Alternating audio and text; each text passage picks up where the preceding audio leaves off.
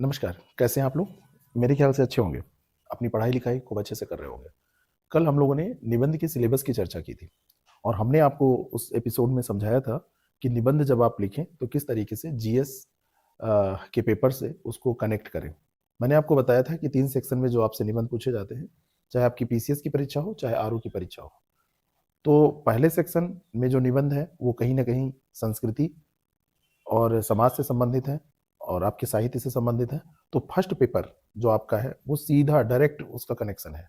राजनीतिक क्षेत्र वाले निबंध आपको सेकंड पेपर में देखने को मिल जाएंगे और ठीक इसी तरीके से मैंने थर्ड पेपर और आपको मैंने बताया था कि एथिक्स के पेपर का जो आपका फोर्थ पेपर है उसका निबंध में कितना उपयोग है केस स्टडी के तौर पर, यानी कि जब आप निबंध स्टार्ट करते हैं उस लिहाज से आप देखें, या फिर आप देखते हैं कि किसी भी निबंध में जब आपको सुझाव देने होते हैं तो वो कितना ज्यादा इंपॉर्टेंट हो जाता है। आज हम बात करेंगे खंड आ के निबंधों की, यानी कि जो सेक्शन ए होता है, सेक्शन ए, जिसमें 3 प्रकार के निबंध, 3 टॉपिक आपको दिए जाते हैं और 3 टॉपिक में से आपको एक टॉपिक लिखना होता है, पीसीएस में भी और आरओ में भी।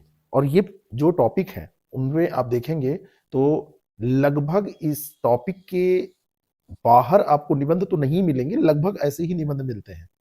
यानी कि यहाँ पर सिलेबस जो डिफाइन किया गया है वैसे ही निबंध आपको दिए जाते हैं। तीनों टॉपिक पर अगर हम विचार करें तो पहला टॉपिक है यहाँ पर साहित्य, और दूसरा टॉपिक है समाज, और तीसरा टॉपिक है राजनीति। ये 3 टॉपिक हैं। 3 टॉपिक में कैसे निबंध पूछे जाते हैं और इनको करने का अप्रोच क्या होना चाहिए, ये आज हम चर्चा करने जा रहे हैं। तो सबसे पहले हम देखते हैं कि इन टॉपिक से निबंध पूछे कैसे जाते हैं, कि साहित्य और संस्कृति से कैसे निबंध आपसे पूछा जाएगा, सामाजिक क्षेत्र से और राजनीतिक क्षेत्र से कैसे पूछा जाएगा। पीसीएस मेंस की अगर हम बात करें तो पहला निबंध, जो पहला सेक्शन है, उससे पहला निबंध 2024 में पूछा गया, मानव मूल्य और साहित्य। अब आप सीधा देखेंगे कि पहला है साहित्य एवं संस्कृति। तो यहां पर साहित्य और संस्कृति से संबंधित निबंध जब पूछा जाएगा तो कभी कभी आपको केवल साहित्य से और कभी कभी केवल संस्कृति से और कभी कभी इन दोनों को कनेक्ट करके निबंध लिखने को दिया जाएगा। अब इस निबंध का आप देखिए तो मानव मूल्य और साहित्य की बात की गई है, यानी कि इस निबंध में साहित्य के डायमेंशन को ही ओपन किया गया है। लेकिन 2023 में जब आप जाएंगे तो देखिए चरित्र निर्माण में साहित्य की भूमिका, ये आप देख रहे हैं, तो यहां पर क्या संस्कृति का उपयोग है? यहां पर भी नहीं है। 2022 में आप जाएंगे तो उत्कृष्ट साहित्य के नए मानक, ये निबंध आपको दिया गया है ना यहां पर, तो यहां पर भी संस्कृति शब्द नहीं आ रहा है। 2000 जब आप जाएंगे 21 में तो कला और सामाजिक मुक्ति। अब जो ये कला पूछा गया है ये किसका पार्ट है? ये संस्कृति का पार्ट है। बात समझ में आ रही है? कला और सामाजिक मुक्ति ये संस्कृति का पार्ट है। 2020 में जब आप पहुंचेंगे तो साहित्य की सामाजिकता यहां पर पूछ लिया गया है। अब कुछ लोग आपसे कहेंगे कि ये समाज का, लेकिन ये साहित्य का ही मुद्दा है, ये साहित्य का ही आयाम है, साहित्य का ही आपसे विषय पूछा जा रहा है। साहित्य और नैतिक मूल्य देखिए फिर रिपीटिशन होने लगा 2019 में, यानी कि 5 साल के पेपर ही आप देख रहे हैं तो आपको रिपीटिशन मिल रहा है। कहने का मतलब क्या है कि 5-6 साल के पेपर्स को अगर अच्छे से देख लिया जाए, इस प्रश्न पत्र को सही से सॉल्व कर लिया जाए तो आपको उसमें से निबंध मिल जाएंगे। ठीक इसी तरीके से अगर हम आरओ मेंस की बात करें तो साहित्य और संस्कृति का अंतर संबंध, अब ये टॉपिक आप देखिए, साहित्य और संस्कृति का जो अंतर संबंध है, इस टॉपिक में दोनों चीजें समाहित हैं। कहने का मतलब साहित्य भी और संस्कृति भी। जो टॉपिक आपका पहला है साहित्य एवं संस्कृति, यही लिखा हुआ है ना, तो दोनों समाहित हैं। फिर आप आएंगे 2017, आरओ 21 का ये पेपर था, और 2017 के पेपर में आप देखेंगे तो संस्कृति, साहित्य और समाज के अन्योन्याश्रित संबंधों पर विचार कीजिए। अन्योन्याश्रित संबंध, जब एक के बिना दूसरा ना रह पाए, एक दूसरे पे इंटरडिपेंडेंसी जो होती है, एक दूसरे पर जो आश्रित होने की बात है, यानी कि ये है तो ये है, अगर ए है तो बी है और बी है तो ए बी ए है, इस तरीके से जो संबंध होते हैं अन्योन्याश्रित संबंध। तो साहित्य, संस्कृति और एक इसमें देखिए इसने क्या किया, समाज को भी जोड़ दिया। अब यही टॉपिक हम खोज रहे थे, यही जो टॉपिक आपको दिया गया है इस टॉपिक को हम खोज रहे थे, ये बताने के लिए कि ये आप मत समझिएगा कि हमेशा इसको साहित्य और संस्कृति पे ही पूछा जाएगा, बल्कि आप ऐसे सोचिए कि साहित्य, संस्कृति और समाज को भी मिला के आपसे पूछा जा सकता है। तीनों चीजें आपसे एक में जोड़कर पूछी जा सकती हैं। बात समझ में आई? अब अगर हम यहाँ पे देखें 2000, ये आपका 17 का निबंध था, और 2016 पे जाएं, 2016 में साहित्य समाज की पुनर्सृष्टि, ये पूछ लिया है। यहाँ पे साहित्य और समाज को, लेकिन ये टॉपिक साहित्य का है, ये समाज का डायरेक्टली टॉपिक नहीं है। ठीक है, साहित्य और प्रौद्योगिकी का अंतर संबंध देखो, इन्होंने पूछा 2013 में। साहित्य के साथ क्या प्रौद्योगिकी, साइंस, टेक्नोलॉजी, और इसको साहित्य से जोड़ना, ये पूछ लिया गया। तो जब भी आप साहित्य और संस्कृति पर निबंध तैयार करेंगे तो उसके कितने डायमेंशन हो जाएंगे, ये आप नोट करिए। एक तो डायरेक्ट आपसे साहित्य पे, दूसरा आपका संस्कृति पे, और तीसरा आपका समाज पे। यानी कि समाज पे जब आपसे पूछा जा रहा है तो अलग टॉपिक दिया जा रहा है, उसके बावजूद भी इससे रिलेट कर रहा है। फिर आप साहित्य और संस्कृति को मिलाकर, साहित्य और समाज को मिलाकर, साहित्य, संस्कृति और समाज को मिलाकर इस तरीके से डायमेंशन निकालेंगे। बात समझ में आ गई? तो इस तरीके से ये सारे टॉपिक जो है वो अंतर संबंधित हो जाते हैं, कोई अलग अलग टॉपिक नहीं है। तो जब निबंध हमको तैयार करना है, जब हमको लिखना है, मैं आपको आगामी जो कक्षाएं होंगी उनमें जब आपके सामने मैं डिस्कस करूंगा, आपको मैं टास्क दूंगा, आपको मैं जब ये निबंध करवाऊंगा, तो मेरा दृष्टिकोण होगा कि आप ऐसे अंतर संबंधित करके इन चीजों को समझें। साहित्य, समाज और संस्कृति, इन तीनों को एक साथ लेके आप चलेंगे तो ज्यादा अच्छा रहेगा। बात समझ में? 5-5 साल के पेपर, पिछले 3-4 साल के पेपर जब आप उठाते हैं तो आपको पता चल जाता है पीवाईक्यू से कि क्या क्या पूछा जा सकता है। अब दूसरा हम इसी में उठाते हैं, खंड आ में ही सामाजिक क्षेत्र लेके चलते हैं। ये क्या है? सामाजिक क्षेत्र। हालांकि साहित्य के साथ भी समाज को रिलेट करके पूछा है। ठीक है, अब तीनों को हम डिस्कस कर लेंगे, उसके बाद में आपसे अभी और टॉपिक डिस्कस करेंगे। प्रश्न पूछा जाएगा, साहित्य को समाज से जब जोड़ा जाएगा तो साहित्य समाज का दर्पण है। तो सेक्शन ए का एक टॉपिक अलग से, पहला टॉपिक आप ये कहें कि स्वतंत्र है तो स्वतंत्र रूप से आपसे नहीं पूछा जाएगा। दूसरा टॉपिक स्वतंत्र है, स्वतंत्र रूप से नहीं, अंतर संबंधित है। साहित्य समाज का दर्पण है, पूछा जाता है। साहित्य समाज का दर्पण है। और दूसरी चीज ये भी है कि साहित्य और समाज में जो संबंध है वो अन्योन्याश्रित संबंध है, ये भी आपसे पूछा जा रहा है। और इस पर कितने डायमेंशन बन सकते हैं ये सोचना पड़ेगा आपको। क्या केवल दर्पण से काम चल जाएगा या कुछ और अगर कुछ और तो कौन बता सकता है मुझे? कमेंट करके बताए, जिससे कि मेरे अगले वीडियो का टॉपिक निकल सके। अगली क्लास में मैं क्या डिस्कस करूं, आप लोग क्या चाहते हैं, ये मुझे पता चल सके। सामाजिक क्षेत्र में जब भी पूछा जाएगा तो सामाजिक क्षेत्र आपका किससे संबंधित है? भाई पहला तो आपने कहा कि साहित्य क्या होता है, ये जानने से काम नहीं चलेगा। साहित्य की भूमिका, साहित्य के उद्देश्य, है ना, साहित्य की जो देन है, और साहित्य कैसे समाज पर प्रभाव डालता है, समाज कैसे साहित्य को प्रभावित करता है ना। भाषा और साहित्य संस्कृति की भी पार्ट है ना, तो वो उससे संस्कृति से कैसे, और संस्कृति और साहित्य ये कैसे एक दूसरे से संबंधित है। लेकिन जब सामाजिक क्षेत्र की आप बात करेंगे तो इसमें आ जाएंगी महिलाएं, इसमें आ जाएंगे वृद्ध, इसमें आ जाएंगे बच्चे, इसमें समाज का वो हर एक मुद्दा इंपॉर्टेंट हो जाएगा जो अभी वर्तमान में जो प्रासंगिक है, और ऐसा भी हो सकता है कि जो भविष्य के लिए इंपॉर्टेंट हो। इसमें भविष्य के मुद्दे भी पूछे जाएंगे। यूपीपीसीएस मेंस 2024 में एक निबंध पूछा गया, बड़ा बढ़िया निबंध था, भारत में न्यू वुमेन की कल्पना, और क्लिक दिया कि एक मिथक। इस पर आपको विचार व्यक्त करने थे। महिला सशक्तिकरण पुराना टॉपिक हो गया, अब ये पूछ रहा है कि भारत में न्यू वुमेन की कल्पना। न्यू वुमेन कैसी है भारत की? अब केवल घर में नहीं बैठती, अब केवल वो खेतों में काम नहीं करती, अब वो आईटी सेक्टर में भी काम करती है, वो अब यूपीएससी टॉपर भी बनती है। तो आप कहेंगे कि तो पहले से बनती आई है। अब परसेंटेज बढ़ रहा है, हर जगह प्रतिनिधित्व बढ़ रहा है, नौकरी में प्रतिनिधित्व बढ़ रहा है, प्राइवेट सेक्टर में आप देखेंगे खूब अधिक मात्रा में काम कर रही है। तो इन डायमेंशन, और न्यू वुमेन जो है, न्यू वुमेन आ तो गई लेकिन अभी भी घर की चारदीवारी से उस रूप में कैद है कि सुबह का खाना उसी को बनाना है। अभी वो घर की चारदीवारी में इसलिए कैद है क्योंकि बच्चों के लालन पालन का जिम्मा उसी का है। अभी भी पुरुष मानसिकता ये कहती है कि ये हमारे कार्य नहीं है। पिताजी के नाम के, मतलब बच्चे के आगे पिताजी के नाम में नाम लिखा जाएगा उनका, लेकिन पालने की जिम्मेदारी महिला की है। नौकरी वो करेगी, पैसा आएगा, वो तो चाहिए सबको, लेकिन खाना बनाने की जिम्मेदारी उसी की है। और दोनों भूमिकाओं में, क्योंकि आगे फिर एक टॉपिक आएगा, अभी मैं आपको दिखा रहा हूं महिलाओं से संबंधित एक टॉपिक, द्विखंडी व्यक्तित्व में बटी नारी। नारी का जो व्यक्तित्व है वो द्विखंडी है, एक बाहर का और एक घर का। एक वो काम कर रही है, नौकरी कर रही है, और एक वो अपने परिवार को पाल रही है, अपने परिवार को चला रही है, बच्चे को पाल रही है। सुबह चाय से लेके खाना बना के जाती है, शाम को आती है तो फिर से उसी में जुट जाती है ना। पूछा जाएगा कि नहीं?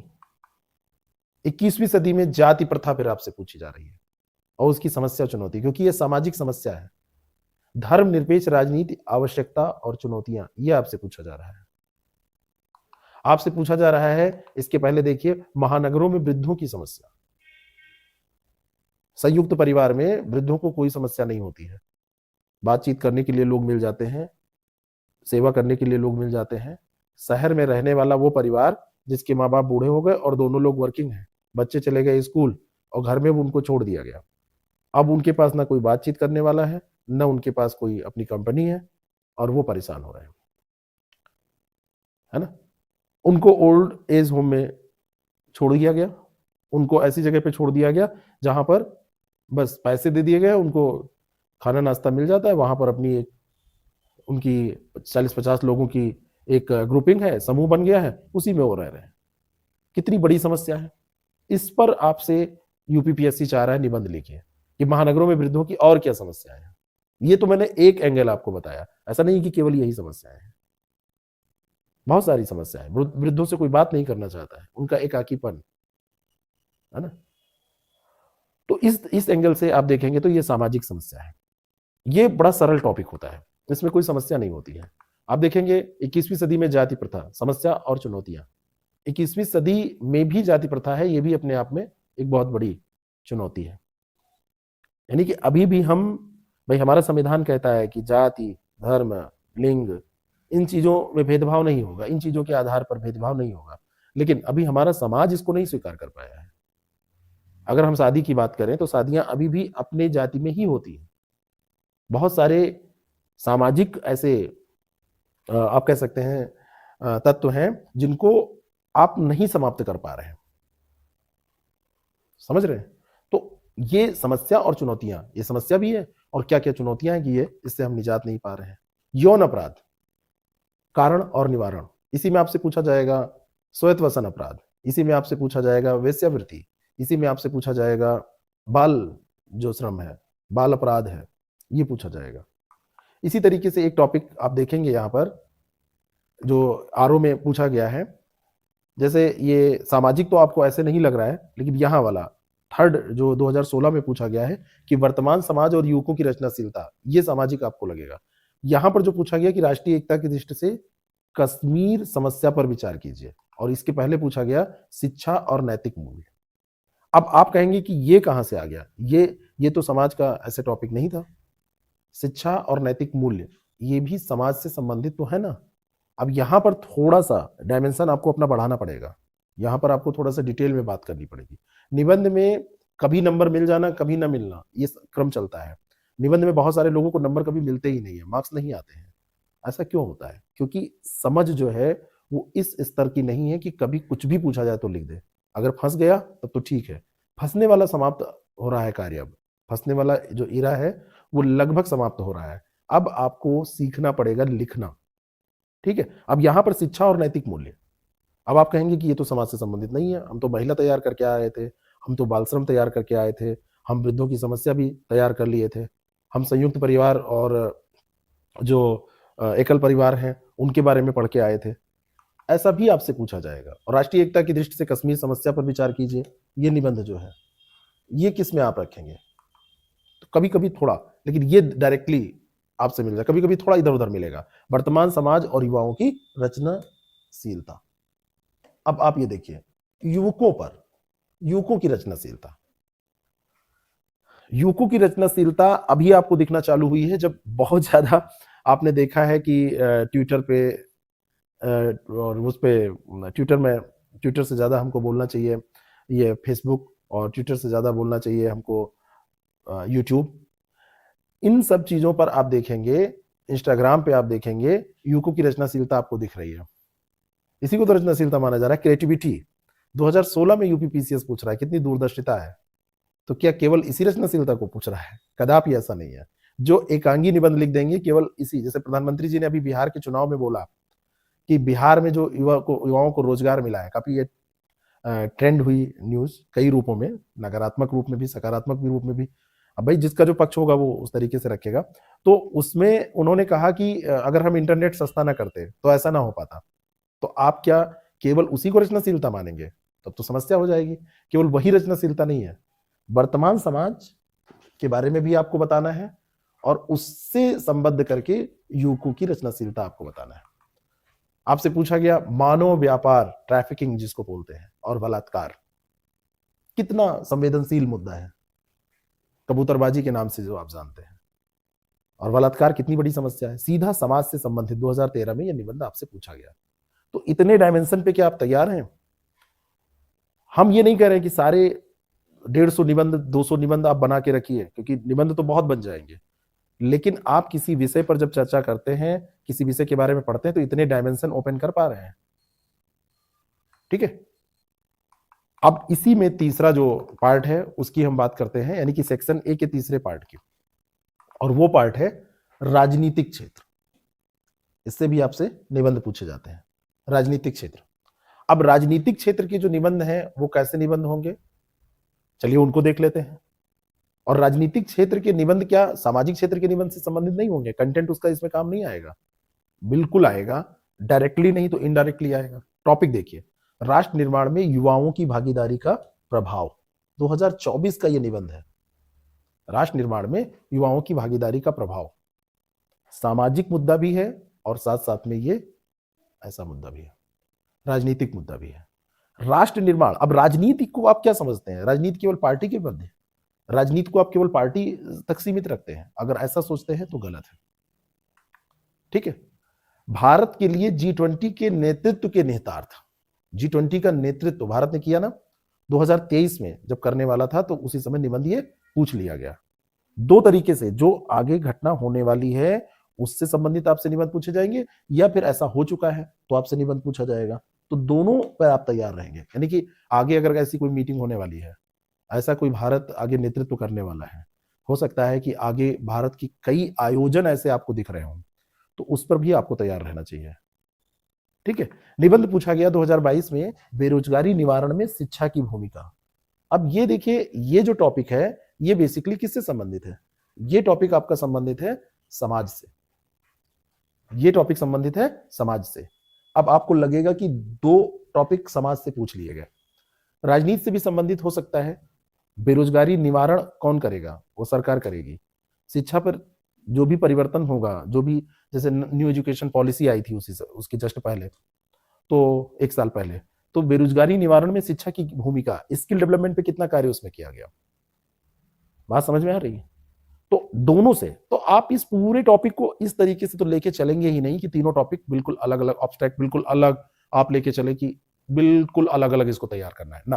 तीनों का अंतर संबंध है, तीनों एक दूसरे पे इंटरडिपेंडेंट है ना। कहीं ना कहीं अन्योन्याश्रित संबंध इस सेक्शन में भी है, एक ही तरीके के हैं, एक ही तरीके के हैं। विचार कहां से लाएंगे? साहित्य पढ़ के। देखेंगे कहां समस्या? समाज में। और निराकरण जब करना होगा तो राजनीतिक इच्छा शक्ति से होगा, सरकार करेगी निराकरण।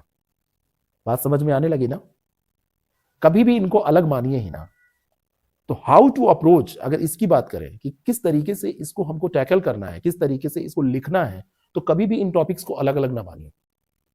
भारत में उच्च शिक्षा, अब देखिए यहां पर भी पूछा जा रहा है, भारत में उच्च शिक्षा और शोध की स्थिति और भविष्य, यहां 2 बार ये भविष्य हो गया है, भविष्य की राहें। 2021 में मैंने कहा ना कि न्यू एजुकेशन पॉलिसी आई थी, और न्यू एजुकेशन पॉलिसी आने के जस्ट बाद में ये निबंध आपसे पूछा जा रहा है कि भारत में उच्च शिक्षा की क्या स्थिति, शोध की क्या स्थिति, शोध की क्या स्थिति, क्या अच्छी स्थिति है, और अगर अच्छी नहीं है तो उसको अच्छी कैसे किया जाए, और क्या इसका समाज पर इफेक्ट पड़ेगा। रिलेट हो गया ना दूसरे टॉपिक से भी। और न्यू एजुकेशन पॉलिसी ला कौन रहा है? वो सरकार लेके आ रही है। दोनों दूसरा तीसरा टॉपिक रिलेट कर रहे हैं सीधे कि नहीं? ठीक है, तो आपको अब यहां पे डेटा पे काफी आपको खेलना पड़ेगा, बिना डेटा के आपका ये निबंध नहीं हो पाएगा। तो मेरे केवल इस सेशन का यहां आने का और बताने का केवल एक मकसद है कि आप कभी भी इनको अलग अलग मत समझिए। आपका जो ज्ञान है, जीएस में जो आपने ज्ञान अर्जित किया है, उसका तो उपयोग आपको करना ही है, साथ में इन टॉपिक्स की इंटरडिपेंडेंसी को समझना है। इन टॉपिक्स को आपको यह समझना पड़ेगा कि कैसे एक दूसरे से अंतर संबंधित है। अगला निबंध देखते हैं। भारत में चुनाव सुधार, आवश्यकता और अपरिहार्यता, है ना। आप पढ़ते हैं एक देश एक चुनाव, आप उसको पढ़ के छोड़ देते हैं, लेकिन एक देश एक चुनाव, चुनाव सुधार के क्षेत्र में एक कदम हो सकता है, एक पहलू हो सकता है, एक डायमेंशन हो सकता है, लेकिन और सुधार भी हैं, उन पर भी आपको चर्चा करनी पड़ेगी। ये लगभग राजनीतिक क्षेत्र का सीधा निबंध है। समाज पर इसका प्रभाव पड़ेगा, ठीक है, लेकिन सीधा निबंध है। एक देश एक संविधान, तो क्या हमारे यहां 4 संविधान है? वैचारिक निबंध है। एक देश एक संविधान, ठीक है। 19 में याद करिए, जम्मू कश्मीर, लद्दाख, समझ में आ गया ना? 370 सब समझ में आ गया ना? तो जब जम्मू कश्मीर और लद्दाख ये 2 यूटी बनाए गए थे, उसी समय की ये बात है। एक देश चुनाव भी अलग से एक टॉपिक बनेगा, लेकिन ये एक देश एक संविधान है। ये राजनीतिक क्षेत्र का एक निबंध है। आरओ में पूछा गया, वर्तमान राजनीति का परिदृश्य और उसका भावी प्रभाव, ये गा सेक्शन है आपका, ठीक है। 2021 में पूछा गया। 2017 में पूछा गया कि भारत की मौलिक एकता क्या है, उदाहरण सहित विवेचना कीजिए। जैसे लग रहा है जीएस का प्रश्न है। भारत की मौलिक एकता क्या है, उदाहरण सहित विवेचना कीजिए। ये निबंध है, लेकिन लग रहा है जीएस का प्रश्न है, ठीक है। अगला, वर्तमान लोकतंत्र की दशा और भावी स्वरूप, बढ़िया टॉपिक है। तो लोकतंत्र पे आपने कितना कंटेंट सोच रखा है ना। मौलिक एकता क्या है, लोकतंत्र का कॉन्सेप्ट जब क्लियर होगा तभी आप जान पाएंगे। अनेकता में एकता क्या है, ये क्लियर होगा तभी आप इसको लिख पाएंगे।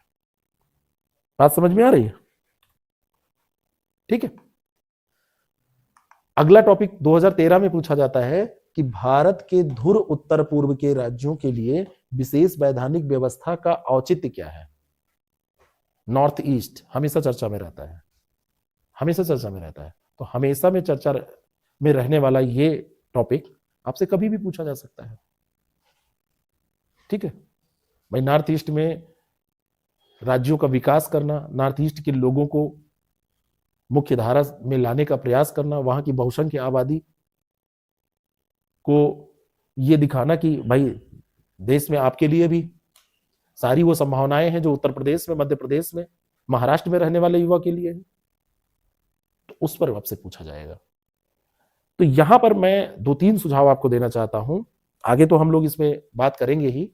कम से कम इन टॉपिक्स पर जब भी आप चर्चा करिए, जब भी आपको चर्चा इस पे करनी है, तो आप कोशिश ये करिए कि इनको आप अलग ना समझिए, हमेशा इन तीनों टॉपिक्स को एक समझिए। क्योंकि आपसे मैंने शुरुआत से ही ये बात जब प्रारंभ की, तभी मैंने कहा कि साहित्य और संस्कृति तो पूछा जाएगा, साहित्य और समाज पूछा जाएगा, साहित्य, संस्कृति और समाज पूछा जाएगा। राजनीतिक क्षेत्र में जो परिवर्तन होंगे उनका समाज पर प्रभाव पड़ेगा, सामाजिक क्षेत्र में जो चैलेंज होंगे उनका निराकरण राजनीति से होगा। तो इन तीनों टॉपिक्स को एक में लेके चलिए, इसको अलग करने की आवश्यकता नहीं है, इसको एक में लेके चलने की आवश्यकता है। जब भी आप सोचिए तो कभी एक निबंध ना तैयार करिए, आप तैयार करिए एक टॉपिक पर मल्टी डायमेंशन। भले ही सारे निबंध मत लिखिए, लेकिन आप डायमेंशन ओपन करिए, स्ट्रक्चर बनाइए, और हर स्ट्रक्चर का पॉइंट आप बनाइए कि हम मुख्य भाग में क्या लिखेंगे। इसका प्रारंभिक जो पहला हमारा वो स्टेंजा होगा, पहला पैराग्राफ होगा, जिसे आप प्रस्तावना कहते हैं, उसमें क्या लिखना है आगे की क्लासेस में हम चर्चा करेंगे।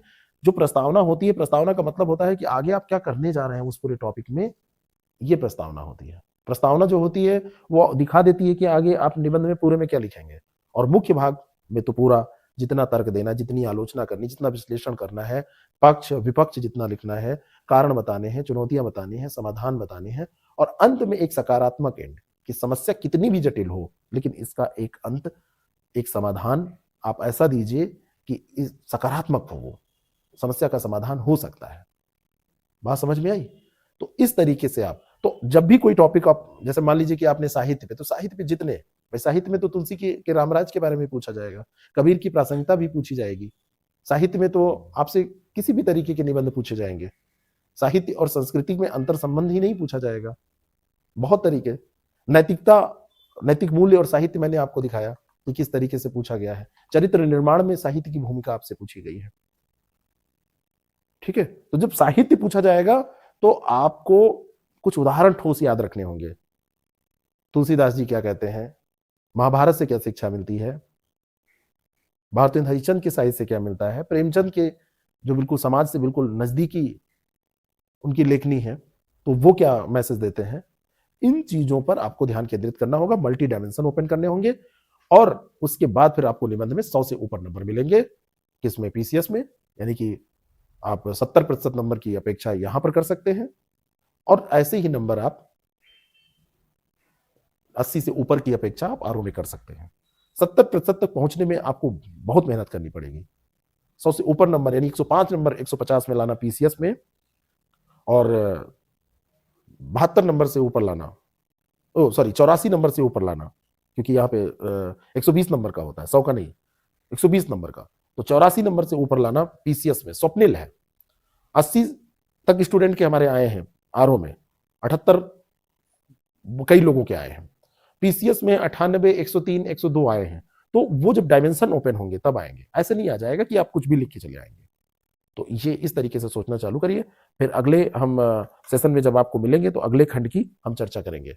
वीडियो आपको अच्छी लगी हो तो लोगों तक पहुंचाइएगा, और हम लोग जल्दी पीसीएस और आरओ का फिर से निबंध का बैच ला रहे हैं, और अगर आपको ऐसे भी सीखना है, भविष्य में आपको एग्जाम देना है, तो आप उसकी तैयारी कर सकते हैं हमारे साथ। तो आप हमारे दिए गए नंबर से जुड़ सकते हैं हमसे, और आप कोई भी वैसे भी शंका समाधान आपको करना हो तो आप हमसे बात कर सकते हैं। Thank you so much.